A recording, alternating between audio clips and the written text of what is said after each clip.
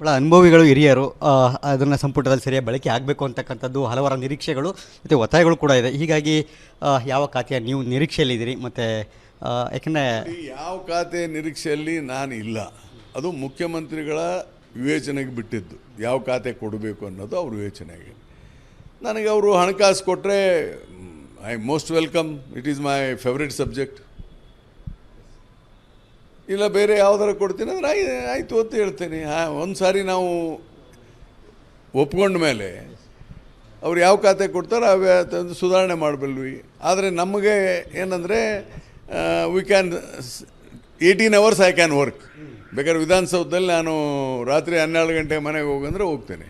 ನಾನು 10:30 ಯೂಶ್ವಲಿ 11 ಗಂಟೆ ಬಂದುಬಿಟ್ರೆ ರಾತ್ರಿ 11 ಗಂಟೆ 12 ಗಂಟೆ ವಿಧಾನಸೌಧದಲ್ಲೇ ಇರ್ತೇನೆ. ಸಚಿವರಾಗಿದ್ದಾಗಲೂ ಕೂಡ ನಾವು ನಿಮ್ಮನ್ನು ನೋಡಿದ್ದೀನಿ ವಿಧಾನಸೌಧದಲ್ಲಿ.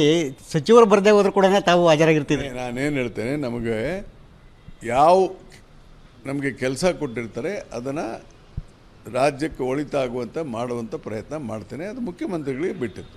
ಹಣಕಾಸು ಸದ್ಯ ಮುಖ್ಯಮಂತ್ರಿಯವ್ರ ಬಳಿ ಇದೆ, ಕೊಟ್ಟರೆ ಖಂಡಿತವಾಗಲೂ ನೀವು ಯಶಸ್ಸು ನಿಭಾಯಿಸ್ತೀರ ಅನ್ನೋದು ನಿರೀಕ್ಷೆ ಸಹಜವಾಗಿದೆ. ಡೆಫಿನೆಟ್ಲಿ ಅದು ಮುಖ್ಯಮಂತ್ರಿಗಳು ಬಿಟ್ಟಂಥ ವಿಚಾರ. ಕೊಟ್ಟರೆ ಹಣಕಾಸನ್ನು ಅತ್ಯಂತ ಯಶಸ್ವಿಯಾಗಿ ನಿರ್ವಹಣೆ ಮಾಡ್ತೇವೆ.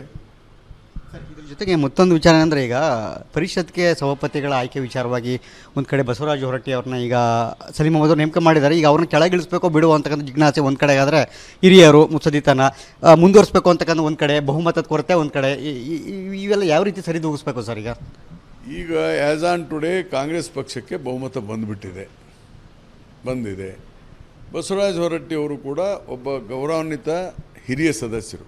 ಹೊರಟ್ಟಿಯವರು ಒಂದು ಸಂಪ್ರದಾಯ ಅವರು ಕಂಟಿನ್ಯೂ ಆಗಲಿ ಅನ್ನೋದು ಒಂದು ಸಂಪ್ರದಾಯ ಇದ್ದೇ ಇರುತ್ತೆ, ಯಾಕೆ ಇಳಿಸ್ಬೇಕು ಅಂತ. ಆದರೆ ನಮ್ಮ ಪಕ್ಷದ ಹೆಚ್ಚು ಸದಸ್ಯರು ಇರೋದರಿಂದ ನಮಗೆ ಆ ಸ್ಥಾನ ಕೊಡಿ ಅಂಥೇಳಿ ಭಾಳ ಅನುಭವಿಗಳು ಹಿರಿಯರು ಅದನ್ನು ಸಂಪುಟದಲ್ಲಿ ಸರಿಯಾಗಿ ಬಳಕೆ ಆಗಬೇಕು ಅಂತಕ್ಕಂಥದ್ದು ಹಲವರ ನಿರೀಕ್ಷೆಗಳು ಮತ್ತು ಒತ್ತಾಯಗಳು ಕೂಡ ಇದೆ. ಹೀಗಾಗಿ ಯಾವ ಖಾತೆಯ ನೀವು ನಿರೀಕ್ಷೆಯಲ್ಲಿದ್ದೀರಿ? ಮತ್ತು ಯಾಕೆಂದರೆ ಯಾವ ಖಾತೆ ನಿರೀಕ್ಷೆಯಲ್ಲಿ ನಾನು ಇಲ್ಲ.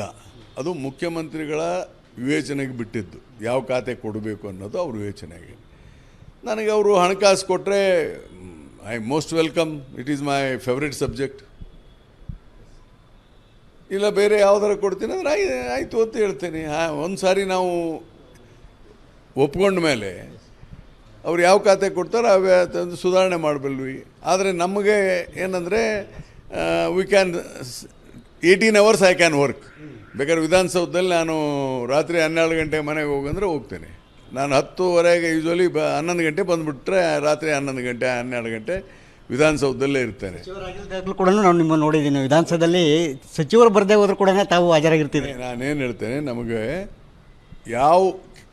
ನಮಗೆ ಕೆಲಸ ಕೊಟ್ಟಿರ್ತಾರೆ ಅದನ್ನು ರಾಜ್ಯಕ್ಕೆ ಒಳಿತಾಗುವಂಥ ಮಾಡುವಂಥ ಪ್ರಯತ್ನ ಮಾಡ್ತೇನೆ. ಅದು ಮುಖ್ಯಮಂತ್ರಿಗಳಿಗೆ ಬಿಟ್ಟಿದ್ದು. ಹಣಕಾಸು ಸದ್ಯ ಮುಖ್ಯಮಂತ್ರಿಯವ್ರ ಬಳಿ ಇದೆ, ಕೊಟ್ಟರೆ ಖಂಡಿತವಾಗಲೂ ನೀವು ಯಶಸ್ಸು ನಿಭಾಯಿಸ್ತೀರ ಅನ್ನೋದು ನಿರೀಕ್ಷೆ ಸಹಜವಾಗಿದೆ. ಡೆಫಿನೆಟ್ಲಿ ಅದು ಮುಖ್ಯಮಂತ್ರಿಗಳು ಬಿಟ್ಟಂಥ ವಿಚಾರ. ಕೊಟ್ಟರೆ ಹಣಕಾಸನ್ನು ಅತ್ಯಂತ ಯಶಸ್ವಿಯಾಗಿ ನಿರ್ವಹಣೆ ಮಾಡ್ತೇವೆ.